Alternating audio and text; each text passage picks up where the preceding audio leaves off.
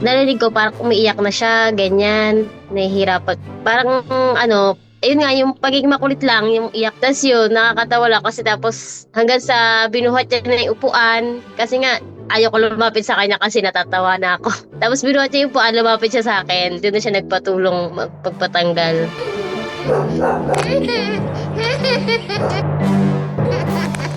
Baba mo na.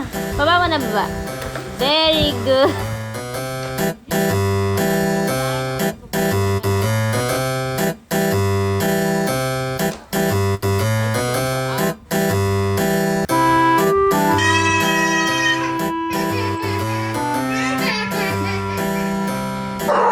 Andun yung chair niya, table, yung slide niya nandun, lahat ng toys niya nandun. Tapos nung pagtingin ko doon, yung pagsilip ko sa kanya, na-stuck na pala siya. Di niya alam kung paano siya aalis dun sa upuan.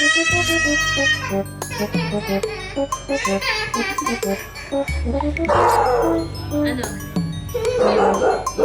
Iba pa rin pag nakakita sa video. Tapos binuhat niya yung upuan, lumapit siya sa akin. Doon na siya nagpatulong magpatanggal. Nung lumapit na siya sa akin na enough ko na yung video, tinuruan ko na siya kung paano siya umalis dun sa upuan. Kasi nga, baka next time, ma-stuck na naman siya para at least alam niya na yung gagawin niya. Tapos no, nung tinuruan ko siya, hinatid ko siya ulit sa sala, inayos ko siya ganyan.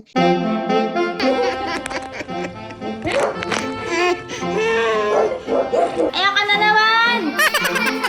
Ay, papansin na yung iyak.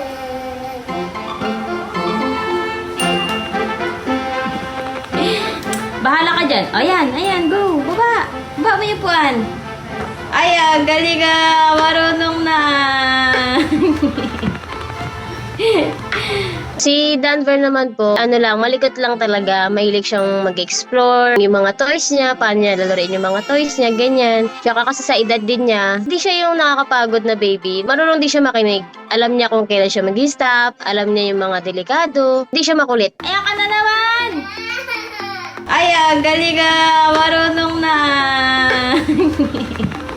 Doon po kasi siya matututo sa pag-explore niya. Pero pag katulad po yung mga sobrang delikado na, katulad nga po yung sa electric fan and saksakan, yun talaga stricto na po talaga ako doon.